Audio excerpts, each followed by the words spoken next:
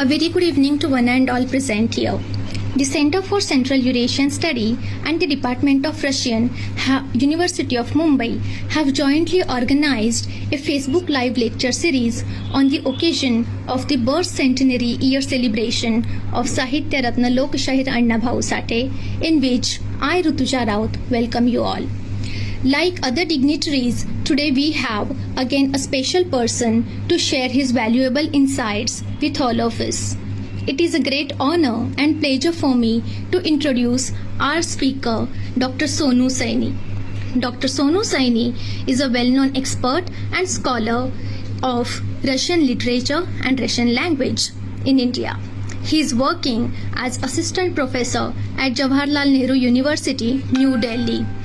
He has completed his PhD in Russian documentary prose from the University of Delhi and taught there for some years. Dr. Sonu Saini is considered as one of the leading experts in the field of innovative teachings of Russian language as well as online teaching. He has received several awards and honors in India as well as in abroad for performing well in many international level competitions. He was awarded as a Best Young Teacher of Russian Language by RCHC Embassy of Russia in 2010, as well as the Best Teacher of Russian Studies Abroad by the Government of Russian Federation in 2014. Dr. Sonu Saini has published 2 books, 5 journals, and 23 research articles in reputed journals in India and Russia. Dr. Sonu Saini has traveled to many countries of the world and is often called at international level conferences and seminars as an expertise. He has been teaching Russian for free through his website www.sonusaini.com. He has special interest in translating literature from Russian into Hindi and English and working in this field for more than 10 years. Recently, about 100 stories of M. Zhoschenko were translated and published by jointly Dr. Sonu Saini with another reputed translator. Dr. Sonu Saini has instrumentally contributed in organizing and making successful an international conference held on 16th and 17th September 2019 at Pushkin State University of Russian Language, Moscow. Once again, I welcome you, sir, on this wonderful platform for sharing your views with us and giving your time and sharing your thoughts with all of us. Thank you so much once again for giving your time and accepting our request. Thank you, sir. It's over to you.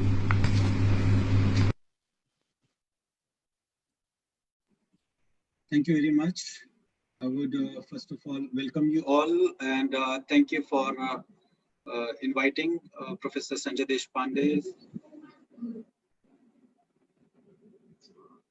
I think there is some mic is on. Some Kashyap. Yes, sir. Can you just check whose mic was on? Yes, sir. Yes, sir. I'm doing it. Somebody is saying thank you and we are getting, I think, this kind of sound. Okay. That's fine, I think that. Okay, so thank you very much. I would like to just thank Professor Sanjay Deshpande, Dr. Baliramji, Sunil Vareji, Kashyap, Ria for inviting me and others also who were there in the team of Anna Bhau Sathe's MGD organization. Thank you for inviting me and it was really wonderful experience to work with you. I hope the audio is clear. We were getting some messages that voice is not there. Sir, it is clear now. It is clear? Yes. Okay. So we can see that, some like Anand Salve and the user with Galaxy A20 and later, 3 people have not joined with the audio. That's why the audio will not go. So first of all, just would like to tell, like while joining the Zoom meeting, you need to click on the option join with phone audio or computer audio. Or in case you're not getting voice or any technical issue, then of course the Facebook page live is going on over there, and we'll try to include you and your comments and your questions from that side also. With this, I would request Baliram ji and Kashyap ji to help me with the questions which are Yes. there on the Facebook or here in the chat box. Absolutely. Sure, sir. We are there. So I was just telling, like, it was wonderful working with you, wonderful experience working with the group on Bhau Sathe. We got to know, we learned a lot about this great personality. And later on, like when I visited some of the universities, like such as Pune universities recently in February, I found that a specially dedicated center or department is established over there, and they are studying especially the Bhau Sathe's work, or the collections and other studies are going on this personality. And then later on, I found that such kind of departments are there, many in Maharashtra as well as in other states, which are engaged into the studies of Bhau Sathe. That's really nice to see this one.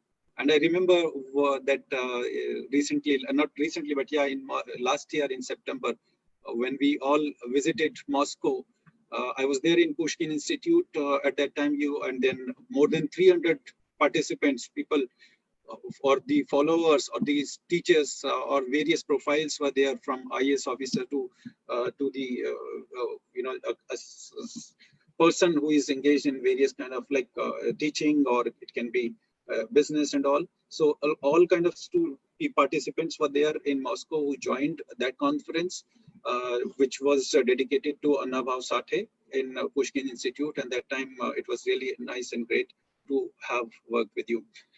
Now, let me just share my screen, the PowerPoint presentation with you.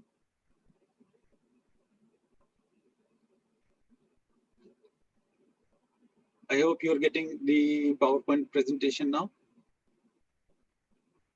So my first, okay, before going to the question, like this is what we are going to talk about: visit of Bhau Sathe to Russia and Afana Sinikitin to India, semblance and dissemblance. So as like we started with the question, is audio of the or video of the event is working fine? So please answer in the chat box. It can be with the yes, or it can be with plus. If there is some interruption, if there is some like problem, then please write minus. Please type minus over there. So we'll take just 30 seconds we'll wait for your answers. So dear friends, I would like to also say that, you know, we're going to have a kind of interactive session, not like just a lecture kind of based. So meanwhile, like I'll be asking you some questions, or I'll be, asking your opinion. So please be ready with that. So I can see that various plus signs are appearing from Manideepa Ball, Kashyap, Satish, Kasbi, Dikti Deshpande. So you can just write like 5 more seconds. We'll wait in case there is some disruption. I hope all fine now. So my next question. So I'll start with the questions. I think that will be a good way to start. Let us see. So what do you think? Why do people write travelogue? Give me just one sentence, or maybe 2 words or 3 words. Answer in such kind of way, that why people write travelogue when they visit somewhere. So what are the reasons? What compel them about writing a travelogue? As like we are going to talk about the travelogue, of course, I'm not going to much into theory, because I can just what I got to learn that people are not. Most of the people are not teachers or the language or literature scientists over here, but there may be just people who would like to have the general phenomena, general explanation on the topic. So that's why I'll just have this question, the basic question: why people do write travelogue? So we are getting the questions, answers, sharing experiences of people. Satish Kapseji said, and places.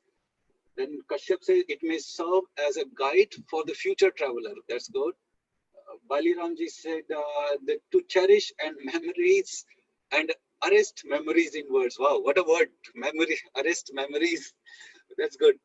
Yeah, actually, we are arresting the memories. Okay, now then Dipti Deshpande ji said, pen down the memories of the places one visits. That's good, yes. Manideepa ji says, so that others also can know about that country and create interns in traveling. That's good. Rutuja Roth says it can be maintained as a record for further studies. Okay, that's good. Any other answers or questions? You can just write in the chat box. Baliramji again says to achieve victory over forgetfulness. Yes, that's really a very nice answer. Actually, the human memory is very short. You know that we can see a lot of things on the news, breaking news type of things. We can have a discussion over 2-3 days on the media, and then after certain point of time, like we forget everything. So that is what human memory. It is actually natural.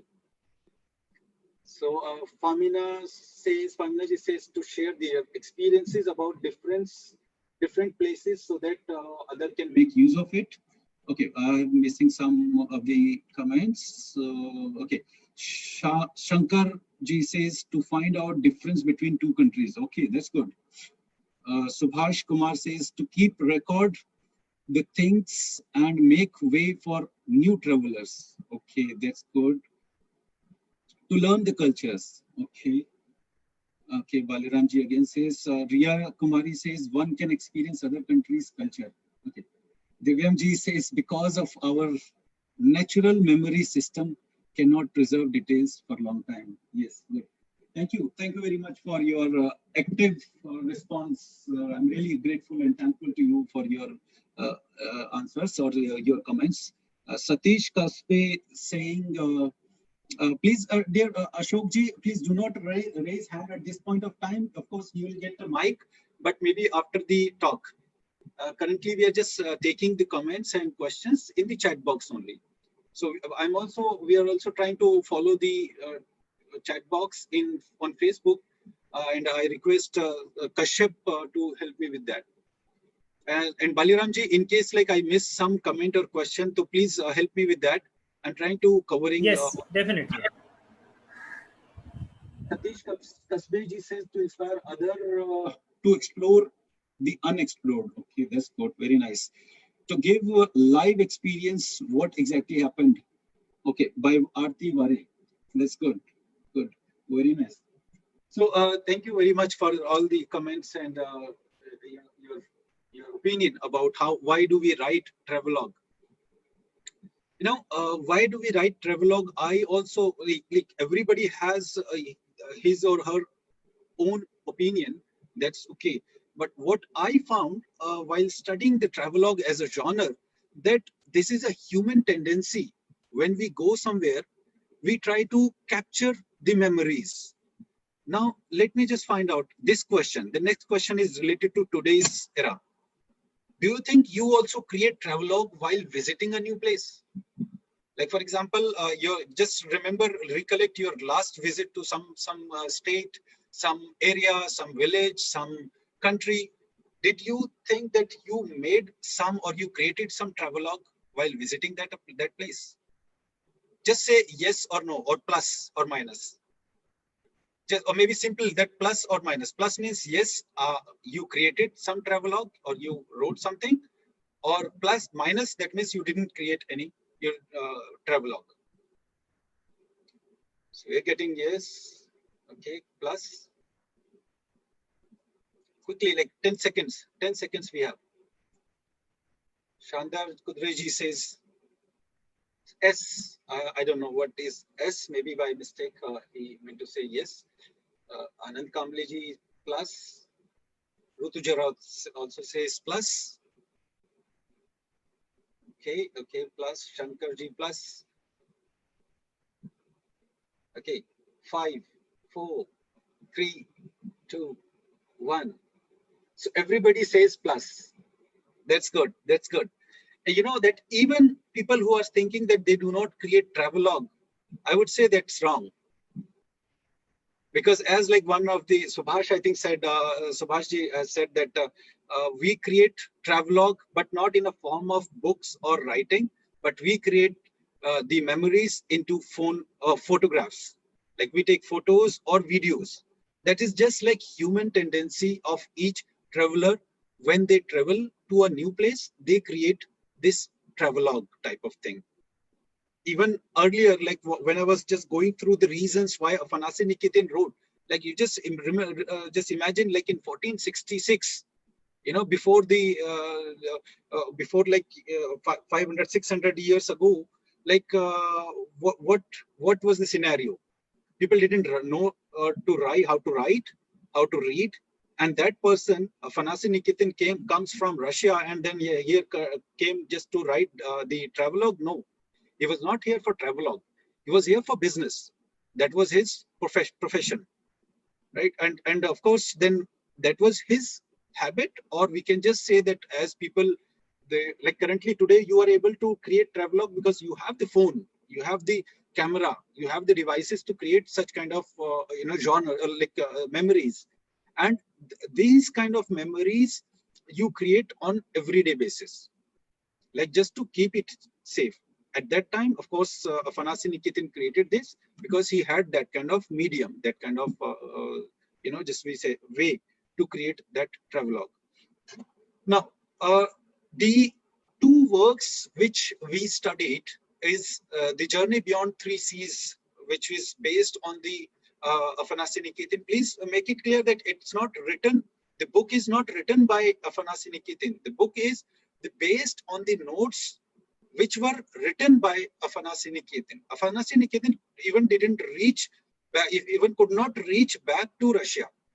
He was died in between, like while he was returning, while he was going back to Russia, he died during the way, on his way to Russia.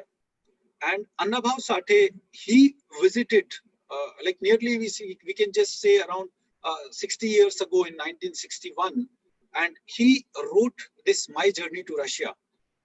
You can just imagine the time. At even 1961, people didn't have the cameras. Of course, at some places they had, some people they had the cameras, but it was not the privilege to that so that everybody can have such kind of cameras or devices to create memories. So that time, the major thing was pen and paper, and that is what Bhau Sathe also did.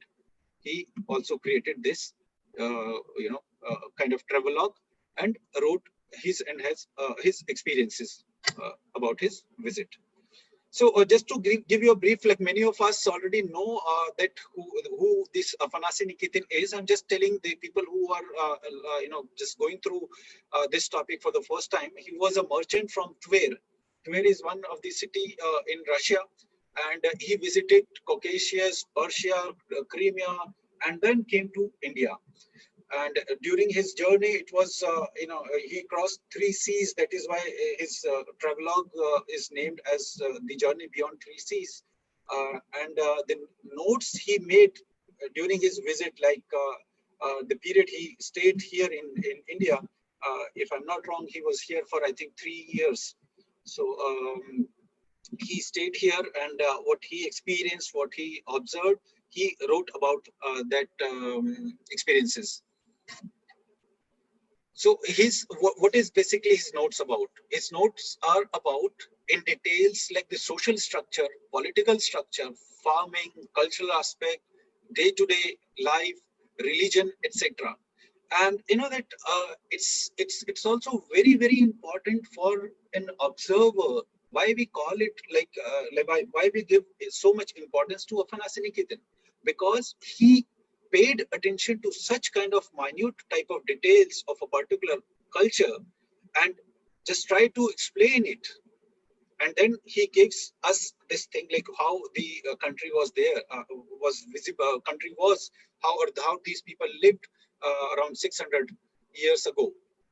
And of course, during his, while he was writing, of course, he would also include his feelings, because when people write, they also include their interpretation, their feelings. And he, as I told, that he died during his journey to his native land. And what I found is also, that studied by various scholars that his travelogue came out without any formal education. So it is one of the similarities with the Bhau Sathe, who did not have any formal education, but he learned on his own. We can just say that the society, it is the society which teaches you a lot. So that is the same common, we can say that feature or common function which we found also in Afanas Niketin, that he did not have any formal education, but he had interest. And in a similar way, Bhau Sathe also could not get any formal education due to financial condition, and but he learned on his own with the challenges, and he wrote a lot of works. We'll talk about Bhau Sathe after Afanas Niketin, and you may be knowing that the film based on the travelogue of Afanas Niketin, The Journey Beyond Three Seas, was a film was made on his notes. A film was called Pardesi, or in English it was like The Journey Beyond Three Seas. It was made jointly by the Indian director and Russian director together at that time, when the relations between India and Soviet Union, the former Soviet Union, were at peak. So the Bhau Sathe, most of you, I'm sure that you already know, this personality. Can I request? Can you write one word defining Bhau Sathe? One word in the chat box. Who already know Bhau Sathe? One word, if you can just define him. Of course, it's very, very difficult to define this personality in one word, but still we can see like what we get from you. So we'll just wait for 30 seconds. You have 30 seconds. Write any word for Bhau Sathe, what it is. Sahitya Ratna. Wonderful. Satish Kasbe wrote first. Rarest gem. Baliramji writes. Wonderful. Let's see. Progressive poet. Devdatta ji says. Come on, dear friends, please write who, if you know Bhau Sathe. I just wanted to hear from you that what do you think about Bhau Sathe? What it is Bhau Sathe in your kind of thinking. Emancipator. Satish Kasbe says. Nobel laureate. Baliramji again says. Observer. Akhori Nitish says. Observer. Very nice. Yes, of course, he was a true observer. Agree. Baliramji again says explorer. Baliramji, only one word. You are cheating. You are saying you are taking 3 words. It's a cheating. Okay. Kashyap ji, do we have some answers in the Facebook, on the Facebook Live?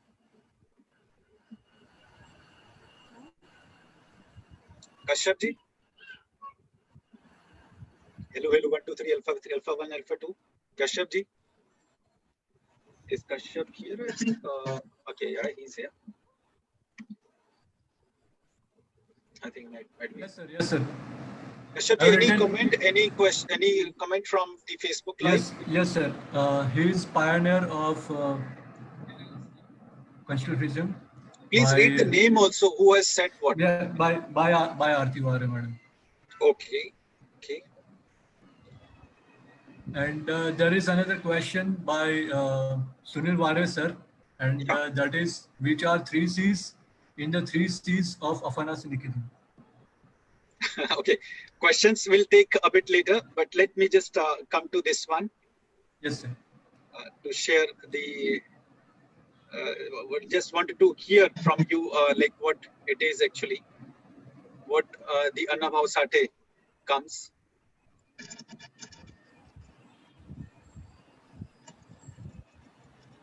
Okay, let me just see what. Before going to this, Kashyap ji, any other comment from Facebook? Sir, by Ware madam, there is a comment saying that one word that you asked, constructionist. Yeah, constructionist. Yes, good. Okay. Of course, he can be considered as constructionist. Constructionist. Okay. Sometimes it is difficult to pronounce some particular words. That's okay.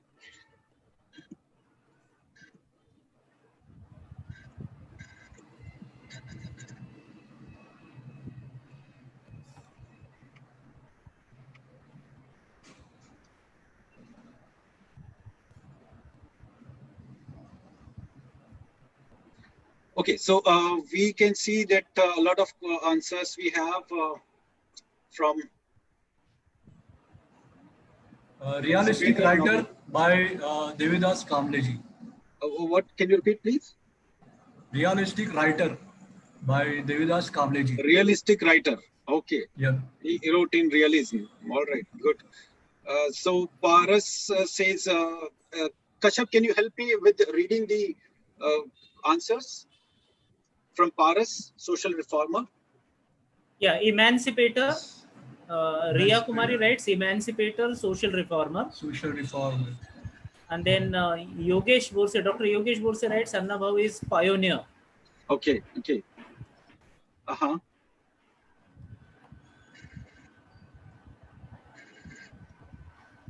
Yeah, And, other points we have taken. Okay. Dr. Yogesh Bhau, okay, Anna Bhau is pioneer. All right. Well, I agree. But what I can say that I'll also add my version, my word, and that is a struggler. What I felt while reading his works, while reading his biography, I felt that he is more than a struggler, kind of a person who struggled through his life, not only to learn himself new things, but he also believed to teach people, to motivate people to learn various kind of things in the life, how to live life, not only for himself, but for people. And he taught through various, if you can just read various his works, literary works, which he has written, like he has written 35 novels and 15 collection of short stories, 12 screenplays, 10 ballads and others, and then he wrote a lot of based on his writings, a lot of films were made, and the plays were screened based on his works. That all shows, if you just go through, I've just gone through the summary of some of the works, and I found that okay, he's the personality who was not living for himself only. He was the person who was living for others, and that is what the great thing about Anna Bhau Sathe. And this fact is, of course, you may know that due to financial condition, his family had to shift from his native place to Mumbai. And for that, they didn't have any money to buy a ticket of bus. And then that was the reason that the whole family walked through more than 200 kilometers to reach Mumbai. And of course, it took a long time. It took 2 months. It reminded me, that the current situation, what is like today, like our brothers, our fellow, workers who have walked to reach their places, to their native places. They walked days and nights, and they also struggled. They also struggled to manage to reach to their native place. That is also, it's something like it recalled me that history repeats, and something like that it's going on at this time. Now, so what else I found in his works, it was, of course, as I was telling, that he was living for others, like he shows the pitiful conditions of the workers, the nomadic tribes, and horrible life of women in the society, like in second half of previous century. And that his works, of course, like translated into various languages, like 27 languages it was translated. And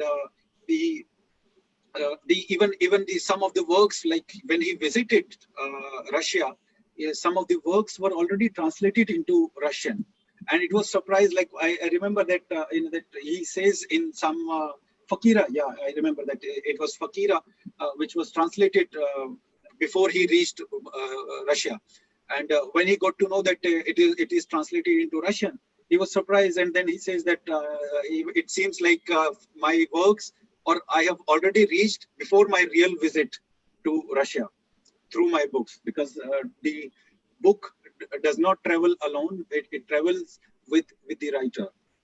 So and in the the story, I think you may be knowing that how he got to go to Russia, and it was of course not easy for anybody to go to Russia at that time also. But he was trying for a long time. He had dreamed to visit Russia, and somehow like he was awarded, he was awarded and by the state government in 1961 for the novel Fakira. He of course he got got to know he got renowned, and he was of course established writer.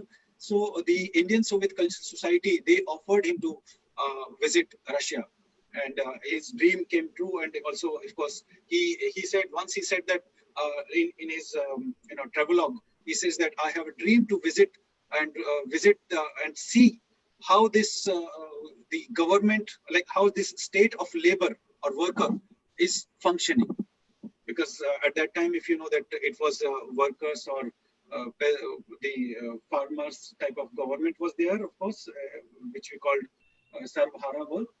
And during his visit,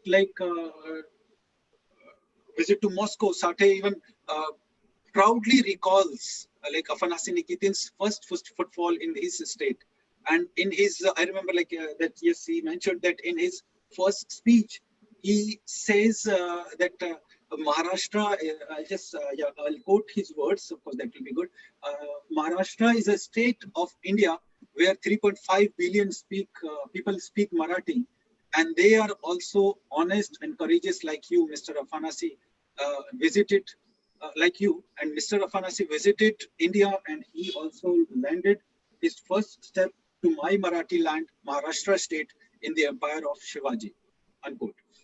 So this is also one of the factors which created the interest to study the travelogue of Bhau Sathe and Afanasy Nikitin together, and to see how we can found the similarities or dissimilarities, or how the two great figures, they deeply had whether there was some influence, or whether they had some kind of connections, or whether influence of Afanasy Nikitin on Bhau Sathe. So what we found, of course, that everybody has his or her own way of interpretation, and I think now we are just because of paucity of time, I'll just make it short.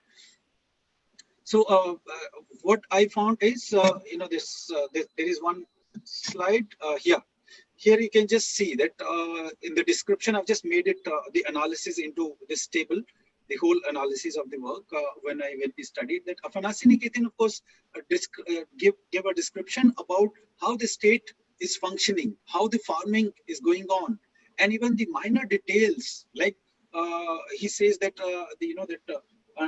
100 people, 1,000 people are guarding the fort of the ruler, and how the people are mounting on the horses, or in how the soldiers who are protecting that fort, they're just mounted on horse and going around patrolling, how they are carrying light, and how people sow the ground, that means field, wheat, peas, and how they get the vegetables and all. So these kind of minute details were given by Afanasy Nikitin. In a similar way, I'll not just go on into all the details what he had given about the farming and the state. I'll just I'll just give you a brief about that. Like Bhau Sathe also, when he get to know about Russia while visiting there, he also noted down and described the minor details in his travelogue, such as, like he says that I just quote from his travelogue, and he says we visited the Stalin's shared farm. Stalin's shared farm, as you know, that collective farming was there, so he called it shared farm, which is like a separate state, founded in 1929. At that time, the area acquired by it was 33 acres. In 1934, there were only 2 tractors, but now the farm owned 1,500 hectares of land and 534 tractors were working there. 1,104 farmers were working in the farm, out of which 475 were women. 4 schools were running in the farm. Near about 2,500 hens were laying the heap of eggs. They set up several milk collections centers to collect the milk of 1,100 cows. They built 375 horses and so on and so on, like hospitals, the schools, the maternity home. All these details were minutely observed and given by Bhau Sathe. So in this correction, in this category, like they both have given these such kind of minor details. Not, of course, not everybody observes such kind of minor details. That is what, like, I was trying to find out, like what they just observed.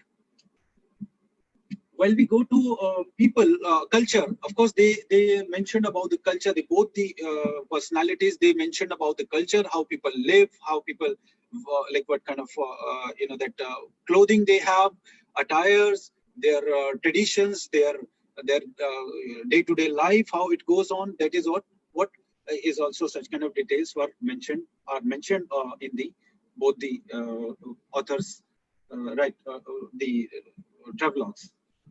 And then we come to state, of course, like state functioning, as I told that, that who is ruling and how they are ruling and how cruel they are, what kind of, religious activities also were mentioned by Afanasi Nikitin. Of course, Bhau Sathe could not observe this kind of detail because it was not there at that time. Religion and such kind of practices were minor, so he could not observe that one. But yes, it was observed clearly in the Afanasi Nikitin's notes.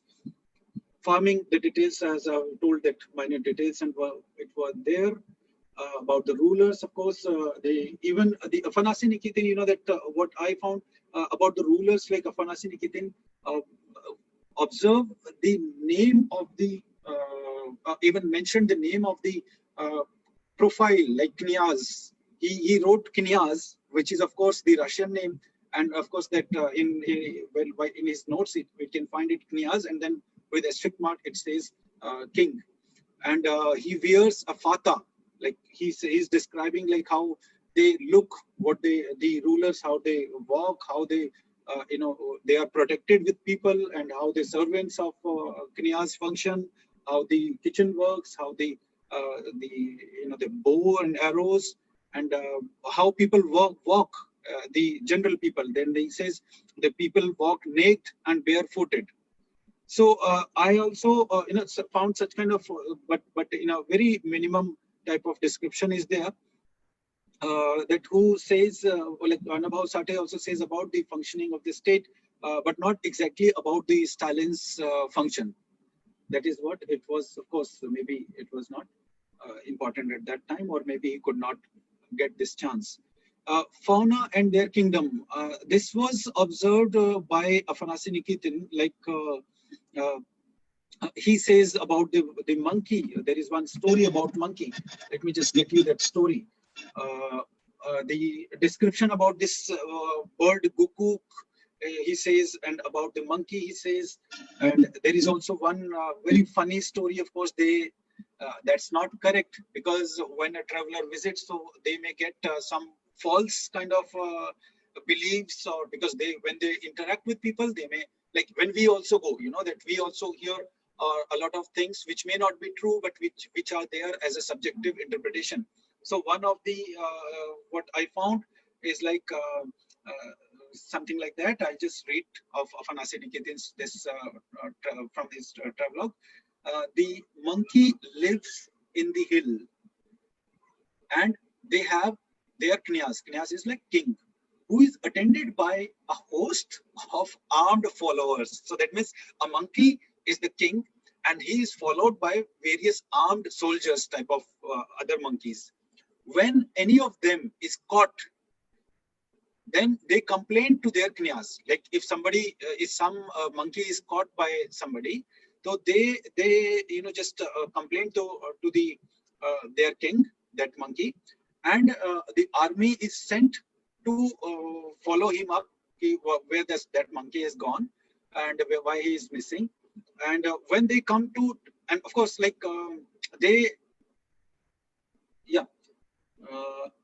When they come to town, they pull down the houses and the beat. Of course, that is another detail. That is also, yeah. When the monkey goes missing or like he was caught, so they boycott everybody. They boycott all the other monkeys. They do not accept them this monkey back, and that is the way like these monkeys were then taught by people. So something like that. That some cooked up stories which I found, like, of course, it is not like that. There were other stories also about the women. Of course, some not a good remarks, like about the women. They were indulged into prostitution. So, like some of the women, not all, but people who had sarai or the houses like which they rented out. Then he mentioned, maybe he could not understand. What I found is like he could not understand what these women were for. He said that it is a wife of the honor of the sarai, and then they were indulged into prostitution, and they just make happy of the visitors. But of course, that was not maybe the correct story. So in this way, like what I found, a lot of similarities, and the dissimilarities, of course, were there because they both are related into the remote time. And the genre which I studied, travelogue, like I'll not go into the theory, but of course, like the genre which says the travelogue, or when you write your memories, of course, there are components of your subjective point of view, your own feelings. It may contain the hazardous or dangerous information which may be obtained by various people. It may be something like that, like if you are in a village, you may get one kind of stories, and then you start believing on that kind of story, which may not be true. For instance, like something like that, we in our childhood, from my mother, like my mother used to say that don't go to that place. On that tree there is a ghost, so they will catch you in the night, so do not go in the night. And even we started believing it because everybody was saying like that, and of course we started believing it. And later on we found, okay, there is nothing like ghost and all, because it was just a trick to safeguard children not to go out in the night. So such kind of things were, of course, in every travelers, or when you visit somewhere, you may find, and sometimes we may be caught in some such kind of realities, and we can just sometimes we can verify the facts. And of course, the travelogue is a kind of interpretation and perception, but it helps a lot the next visitors or these researchers or the other people to know, about, to have a kind of panoramic view of that particular place you have visited.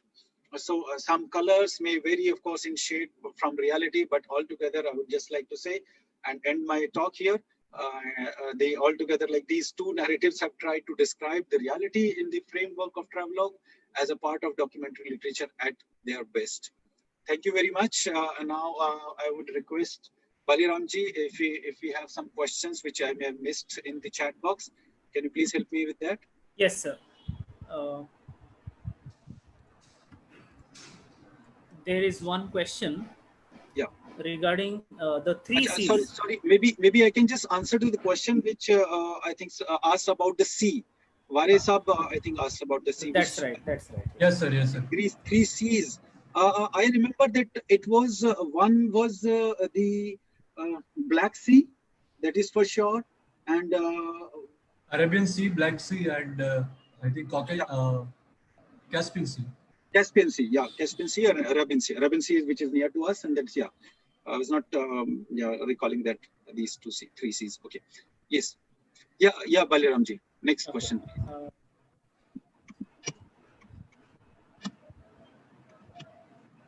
People can ask now also, no, if they want. Yes, they can ask. We can give them a mic also, and they can write in the chat box also. Those who have questions, please you can write in the chat box, please. Yeah. Or you may raise your hand, and then maybe with the permission, if the organizer give permission, they can just come directly to the mic.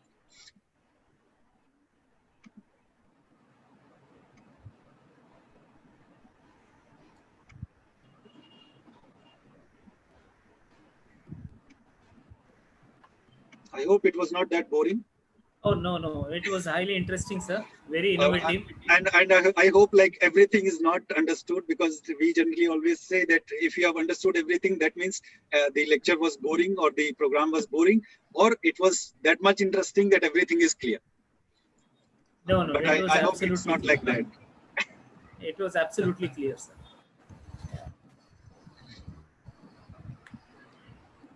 Any questions, please you can type in the chat box.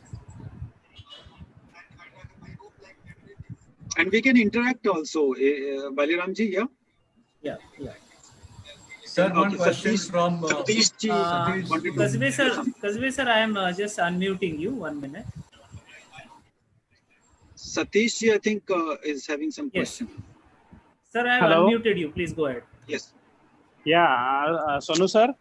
Ji, please, boliye. Happy to see you, sir. I had chatted with you on the mobile one-to-one after your book, and there are inspiring stories from you, and you are like a treasure for us on Indo-Russian relations.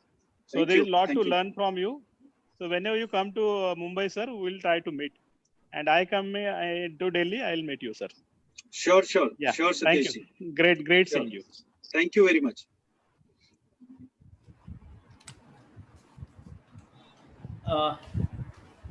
Any other questions, please? Dear friends, we don't need compliments. Of course, compliments are always welcome. But at this time, if you have any query, any guesses, any questions which may come in your mind related to Travelogue, or Sir, related, Mrinalini madam wants to speak something. yeah, please.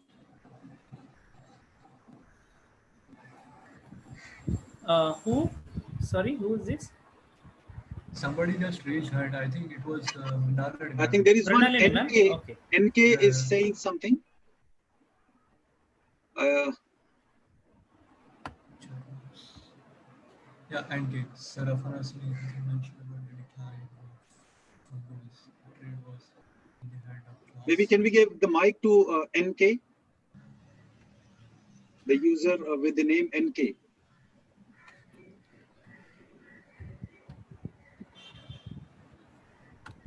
Yes, sir. It's Yeah. unmuted. In case sir, already you are unmuted, please go ahead. Ask your question.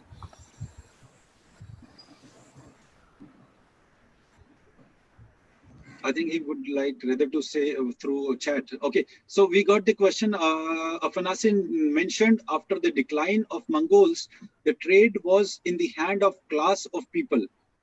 I could not get like where or which place you are talking about. Like when Afanasi, after the decline of Mongols, the trade was in the hand of class of people. Like where? Mongols were in many places.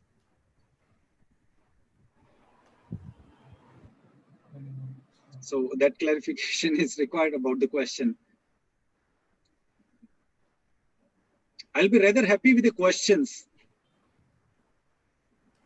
Do we have some questions on Facebook, Kashyapji? No, sir. No, sir. There was Because, only one and we covered it. okay, sometimes it takes 5 to 7 seconds to reach this telecast to Facebook. So it is generally delayed with the 7 to 8 seconds. So whatever maybe we are saying, whatever we are discussing here, that will appear after 5 to 7 seconds over there. Okay, there is one question. Yeah. From Mrinalini ma'am, there is one question has come. Okay. The question is,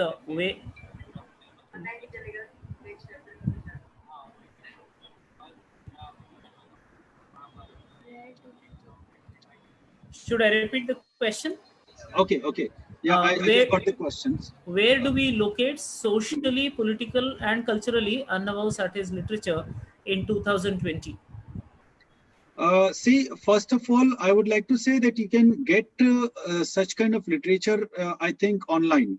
A lot of things are online. Even I found, Russian, the books which were translated into Russian in 1916s. We got 3 books which were published in Russia at that time, or we can just say officially as former USSR. Then these books were there online, and we tried to trace them out, and somehow we got a copy. Of course, I'm talking about the Annabhau Sathe's books in Russia. So when we were there in Russia, so we tried to find out which books were translated, and we found 3 books. And with the assistance of the Mumbai University and the MGD group, I think they are planning to republish those books into Russian, to republish such kind of publications. But yes, what you are talking about, the literature based of Annabhau Sathe on online, I've seen a lot of platforms where you can find this treasurer of Annabhau Sathe online, of course. And at this time, online is the most safest place.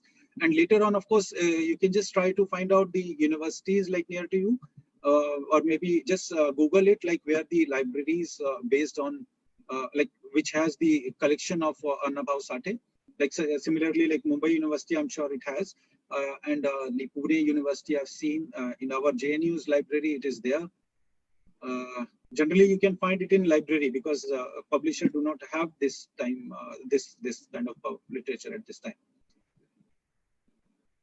You meant to say that relevance of his literature in 2020. Okay, all right. See, I have not gone through his whole literature.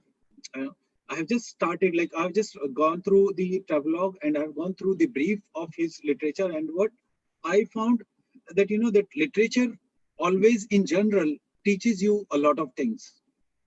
As I said, that what I found is, like fascinating about the Annabhau Sathe's work, that he is teaching you to become a human, you to become a teacher, not in a, like which is there or who is there in the school or college, but teacher in life. So teacher becomes only when you learn from yourself, from your experiences. As like his experiences, his interpretation given in the books, that teaches us a lot. And we try to follow, like, that whatever like we like, which we like, the components which we like, we try to follow them. And that is what, like, it is, we can say that it is relevant everywhere, even in today, even it will be relevant tomorrow. Sir, there is one question from Dr. Nilu Kushla. Yeah. She is asking, which tribes were controlling the trade after Mongols? Yeah, that question, what is like, basically I asked about this thing, like which place, Nilu, I think this is Nilu Khosla ji. Yes, yes, sir. Okay, we requested to clarify, like what basically which place she's talking about. Is she talking about some particular place or what? I think she's talking about the trade in the Eurasian region. Might be. I think that she's trying to highlight this question. See, there is a whole history of Mongols and Tatars, like who were ruling some particular areas. And even while Afanasy Nikitin was coming, he was also looted, and it was always like not safe at that time. Like currently we are safe, like when we travel, we feel safe. Of course, not always, but at that time, that was the tough time, and people were afraid to carry on some this kind of journey. And that while he was coming with his team, with his fellow travelers, he was looted, and some of them were also injured and killed. And it was already that foreseen by the people, like, because all the travelers, they knew that if you're going to a new route, or there are some routes like where the pirates are there, or maybe some dacoits are there, like they loot people who are traveling or who are just going through the sea or even through the forest. So at that time, like it was not only the some of the groups, but of course not only Mongols, but also, yes, you're right, like some of the groups were there, and even like before Afanasi Niketin started his journey, he got his support. It is said that he's got support from his ruler. That okay, that they also motivated him, they also supported him into his journey, and his follow travelers journey. They also helped him to carry on to this journey. And of course, like it was earlier, like if you know that the history of course, I'm sure that you know already the history of Russia at that time, in 1460s. Like there was small territories which were ruled by various like different type of rulers, and of course then it was not a country type of thing at that time. It was called, of course, Rus at that time, and where like these rulers were ruling. And although there was Tsar, there were emperor at that time, but at this time, like what I was talking about the Tver, that they're like the ruler or that particular area, they helped him and they just supported him into this one. But even then, while he was coming, he was on his journey, he got stuck, or he got affected or attacked by these some kind of people.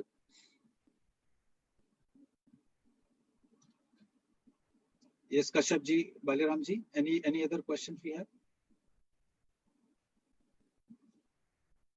Okay, Sir, there is one question from Vare, sir. Yes.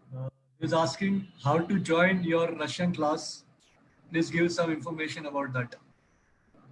How to join my Russian classes? See, we have started, of course, online classes with the students, but of course, it's not open for all. And later on, of course, we are planning. Of course, we have just started a YouTube channel in which we'll be like having various kind of programs. We'll be having various kind of techniques or basic Russians, maybe through that, of course, or of course, like if you want to join, you are welcome to join JNU. Come with us, and we'll be happy to teach you or learn from you in this life.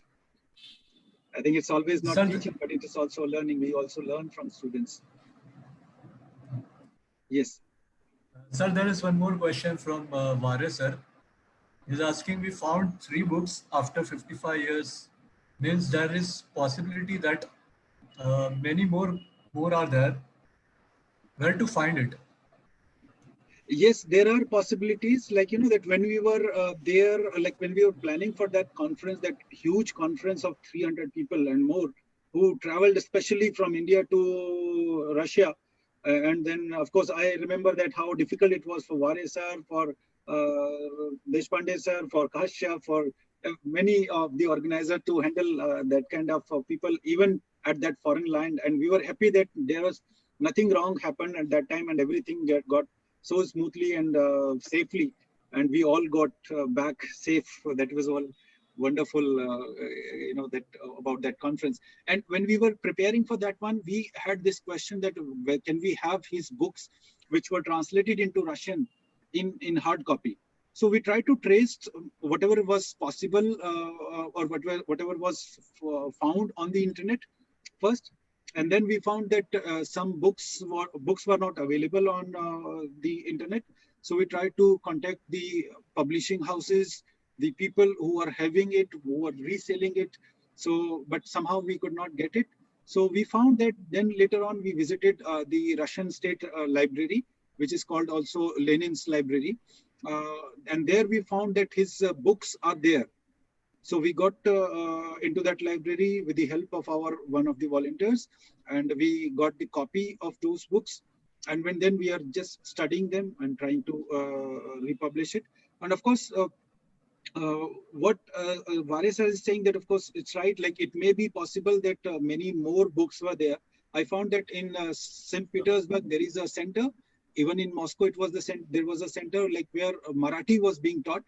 And I'm sure that we'll get some more details from these centers. Of course, the people who were teaching Marathi over there, who are the literary experts of Marathi, they also acted as translator of those stories, and of course they are now very senior, and then they are not working anymore, and we are trying to trace them out, and we're trying to find out whether some more literature can be found in Russian, which was translated from English or from Marathi to Russian of Anna Bhau Sathe. Sir, there is another question by Professor Deshpande and Wari sir and his team. I think they will be looking forward also with such details. Sir, Yes. there is another question by Vare sir. Yeah. Whether you have any idea what exact number of books of Anna Bhau Sathe which is translated in Russian language? Can you repeat the question? What is exact number of books of Anna Bhau Sathe which are translated in Russian language? Any idea about that? No, this detail could not be found. This detail could not be found, but it was found only like many of his works were translated into more than 27 languages. I think it is something like that. If I'm not wrong, it is something like that. Like more than his works were translated into more than 27 languages. But we could not find such kind of detail like how many are translated already in the in the Russian language. Sir, there is another question from Rinalini Chauhan madam. The question is, what's the relevance of Anna Bhau Sathe's literature in 2020? That we have already taken. Okay. This question is already taken. Okay. Maybe Sir, we can please. Yeah. Sir, please enlighten us about your relationship with Russia. Sunil Vare sir. My relation with Russia. Yes, sir. It is something like that. My students say that it is my village, and I consider it my second home, because Yes, sir. we try to visit as and when it is possible. Even for of course, we visit it for academic purpose, and we learn a lot while visiting Russia. And my relation is something like that. That is my second home. One leg over here, one leg in Moscow. Not like that. Not like that. Sir, there is another question by Devidas Kalwale sir. Sorry. Yeah. Are you planning any program in Russia in the upcoming years? Well, this question answer to this question can be sought from Professor Deshpande and from Vareji, who may be planning such kind of programs, because they are the key person who plan, and whenever they required me and us, then we are there with them. So maybe program in Russia may be planned. That is answer can be sought from Vareji or Deshpande sir. Sir, there is a comment from Dipti madam. She says that 3 books have been already translated in Russian. Yes. 3 books like which we were talking, like 3 books we already found, and we are assuming, we have this hypothetical thing that there may be many more books which were translated into Russian, but we are not having that. So we'll try to find out.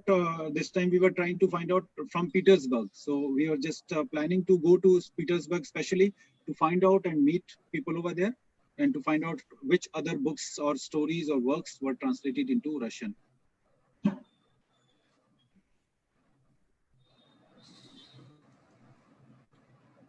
Any more questions?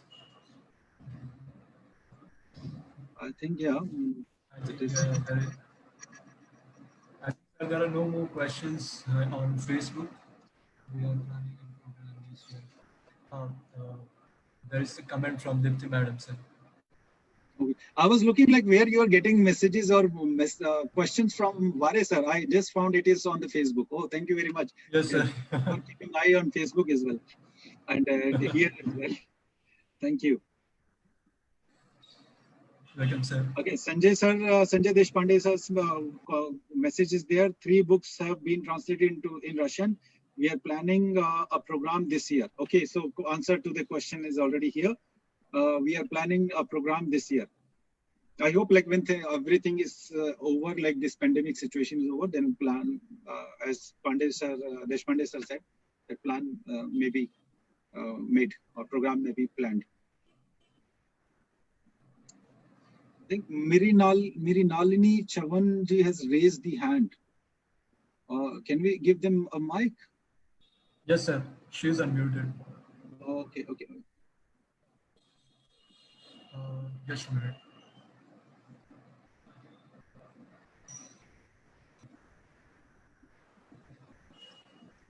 Mirinalini ji, you need to unmute from your side.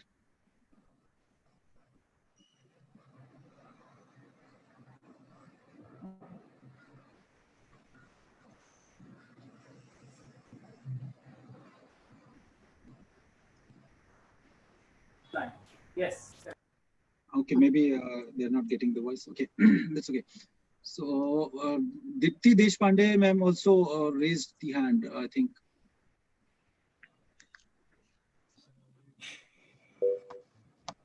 Dipti ma'am, is there anything? Is there any question?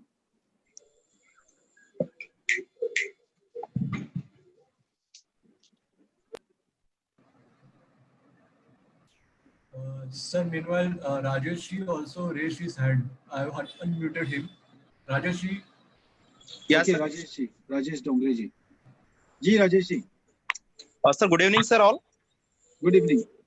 Sir, my question is, how do people of Russia look towards Bhau Sathe, only an author or a social reformer or a great leader of Matan community in Russia? See, what happens is like, there was a gap, or we can just say vacuum period. So when 1960s, what I found in while I was studying Bhau Sathe and into Russia, like how what is the role and what is the relevance of his works today in Russia.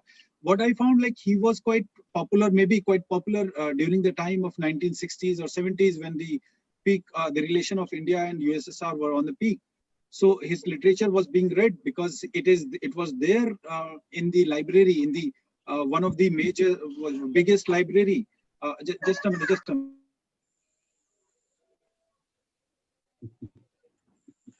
So this is also one of the advantages of working from home.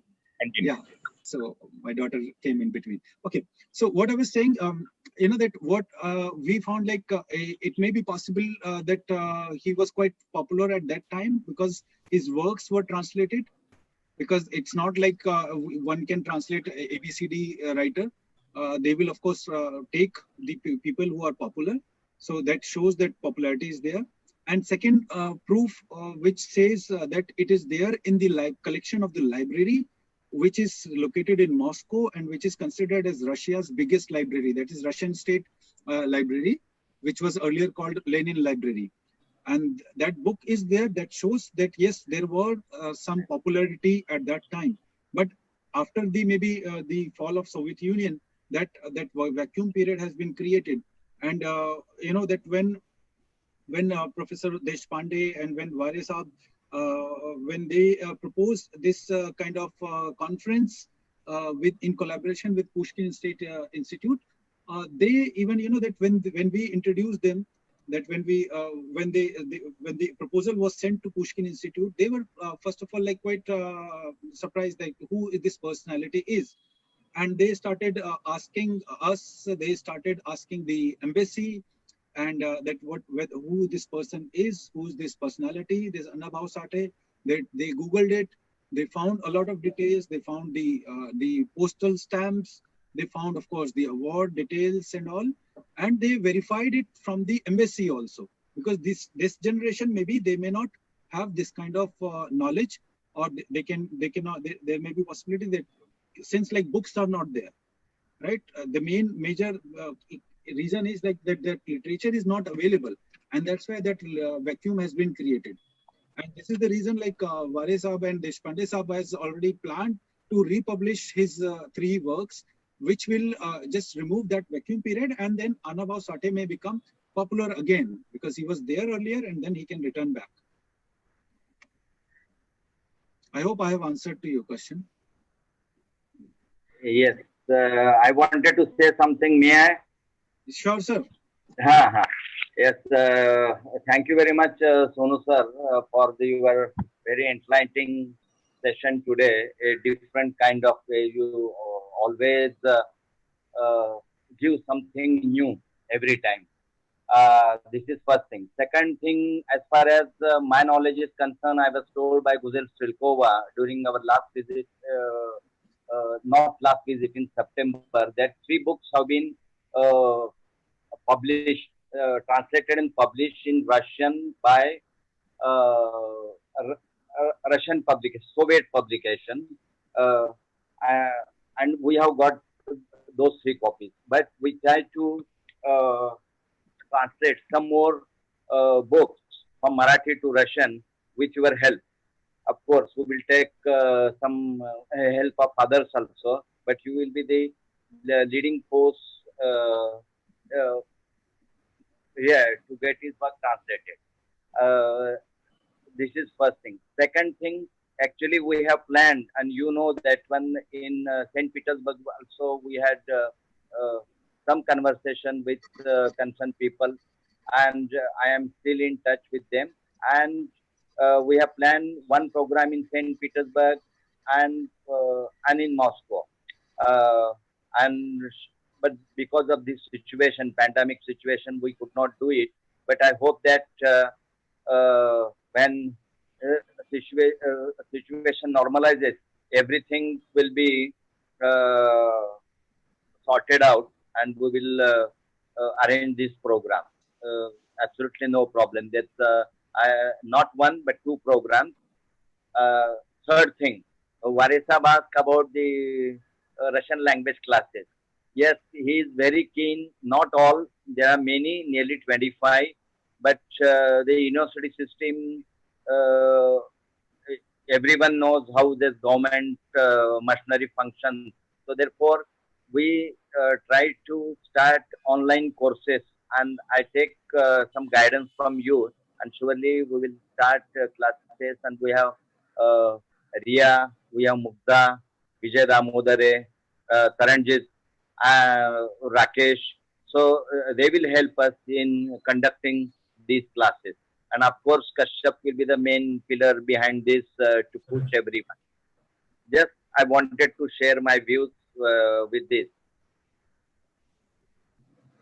Thank you. Thank you very much, sir.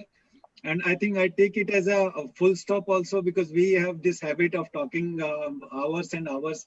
So I think this discussion will not be stopped unless like somebody puts a full stop.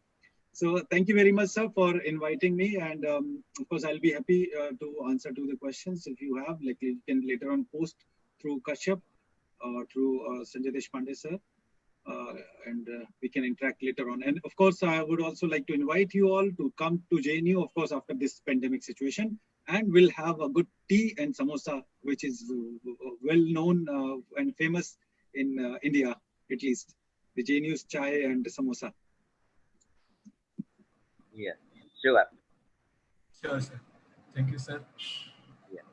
Thank you, sir. Thank you. Thank you. Thank you very much. Thank you, everybody, for joining the program.